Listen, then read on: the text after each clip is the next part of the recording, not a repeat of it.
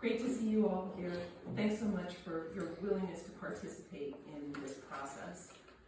It's so important to have the voices of working people represented and participating in our elections and holding public elected candidates and officials accountable for the needs of the people that they're supposed to be representing.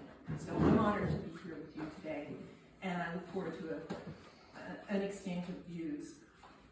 I'm going to abbreviate my stump speech because I really would like the opportunity to hear from you and answer your questions. Let me give you the quick version of the reason that I'm running. I moved to Asheville. It'll be 10 years, almost to the day, on November 8th, which is Election Day.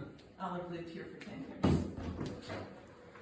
It's a good thing I moved here when I did, because even a year after I did, I would not have been able to afford to do it. I was very lucky. I squeaked in under the wire.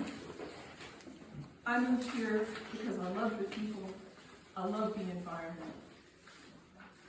And that's why I want to serve, because the people here deserve representation that is responsive to their needs, that includes their voices and their perspective, that is transparent so that we can understand how decisions are being made, who's talking to who, who's influencing who, whose voice is at the table.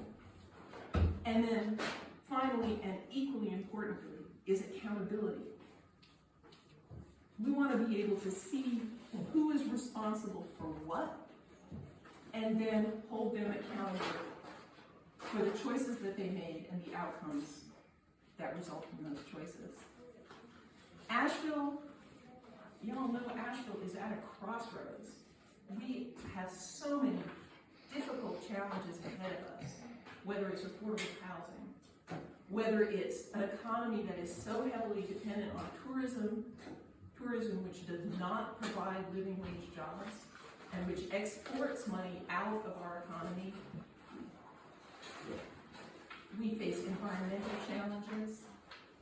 Those challenges are complex problems. There's no magic solution. Homelessness, a huge challenge. We cannot say abracadabra. If someone had already figured out how to fix this, we would all be doing it. These answers are going to be hard to come by, but they will only be arrived at if they are emerging out of our community, because people are part of the process. What's happening on City Council now is that they are soliciting public input after they have already received decisions. I have been going to City Council meetings now for 6 years. And the number of times that I could see that someone changed their mind as a result of public comment right before the vote, maybe once, maybe one time in those 6 years. But it's gotten worse recently because of COVID, supposedly, but also because I think they prefer to present an image of serenity. They come to the dais, they listen to people make public comment, and then they vote the way they decided before they even showed up in the room. This is not democracy in action. This is deal-making. And deal-making and compromise are fine as long as we can see it happening. These folks are public servants. They need to be accountable to the public. They need to do their work in public, for the public. That's how government, that's how a democracy is supposed to work. You're supposed to be able to see how decisions get made. And that's not what's happening now. I could recite a long list of recent events that epitomize everything that has gone wrong with the way City Council is doing business. But what I'm here to tell you is that democracy begins at home. If you're worried about democracy on the national level, you have good reason for that. If you're worried about democracy on the state level, well, we got some concerns there too. but democracy begins at home. And if we are not including a city government that does not invite residents to participate in the process of policy making, in the process of budget,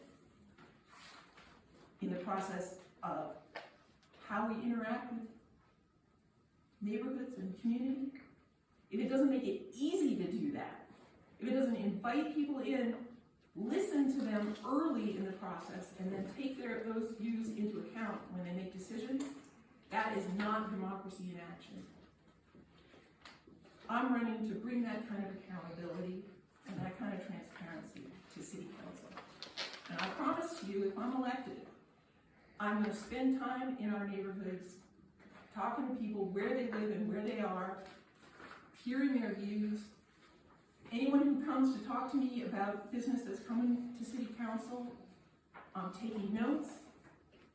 I'm publishing every week a report of who I talked to, what we talked about, and how it's influencing my thinking, so that you will know how my views are being shaped, and you will have an opportunity to talk to me about them.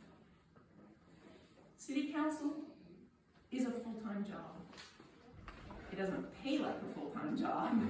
In fact, it doesn't pay a living wage, which is kind of ironic if you think about it, which makes it very hard for people who are trying to keep their heads above water, who don't have big fancy jobs. It makes it very hard for them to run for City Council.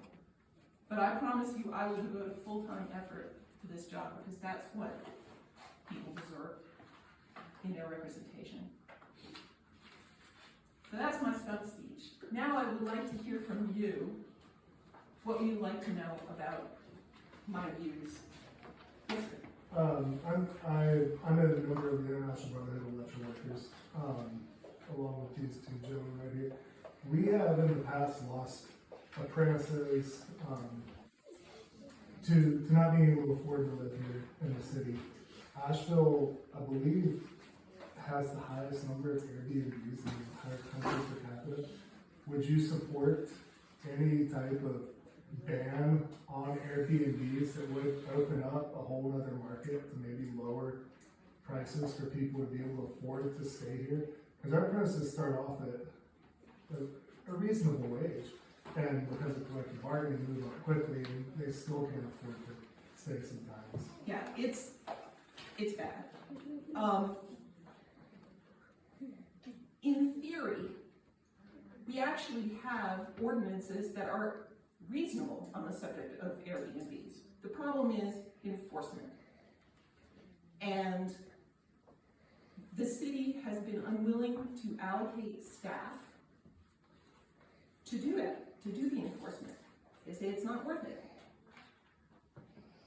I think that needs to change. The current definition of Airbnb is supposed to be a homestay. It's supposed to be a room or an area in the house that is contiguous with the rest, which is connected to and not separate from the rest of the dwelling. And the owner is supposed to be there when the guests are there. Whole house short-term rental is not a thing that's allowed in city limits. Does it happen? You know that it does. You know that it does. There is a system that basically is an honor system, and occasionally someone will report a neighbor, but that's about it. There really is no ongoing enforcement effort. There should be, and I would be very interested in making sure that that happens. Thank you. Yes? So, one of the things like this several years ago, one of the gentlemen, I think he was running for city council or even maybe county commission, but the point being, one of his open statements kind of rings in my head still is, when he moved here, when he bought his house, the lot he had in his house was zoned in the city strictly for his house. But now, since time has progressed and the demand's up and the zoning's been redone, now you can put two houses on the same piece of property that once was not allowed. So, all that being said, and that, kind of like we're talking about environment and growth, every mule-faced mountain right now is being turned into some wonderful house. and our roads were behind when you moved here.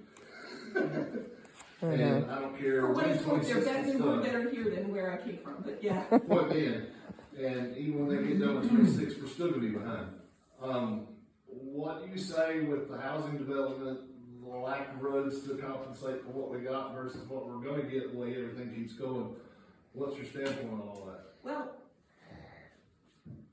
bearing in mind that we're talking about City of Asheville proper. Sure.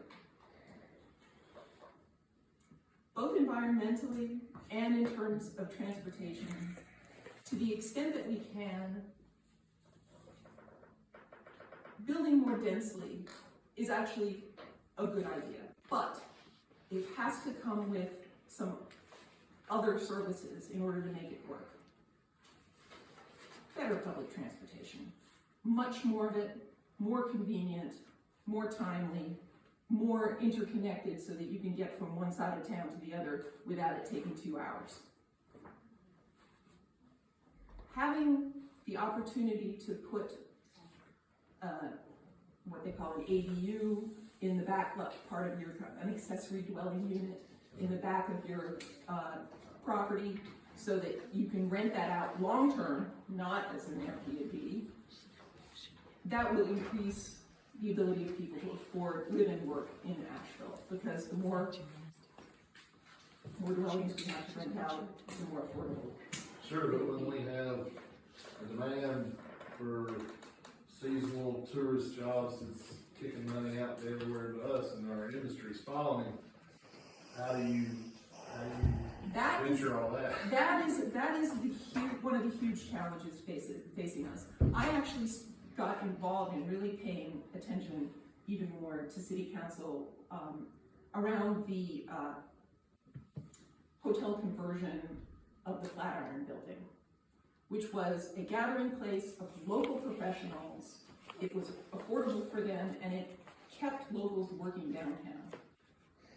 When that building got turned over to a hotel developer, my heart was broken, because it took away a real center of small local business and the possibility for downtown to still be territory for residents of Asheville. No one has yet answered the question, how many hotel rooms are too many? No one has answered that question. We had an opportunity to do that study when we had a moratorium on hotels for a year. But for some reason, they didn't want that question answered. There is a carrying cost for visitors to this city on the infrastructure, on the increased number of bad paying wages, and I'm going to stop now because Ron's giving me the... We got to wrap it. Thank you very much for sharing. Thank you all for your attention. I really appreciate it. Thank And you. I would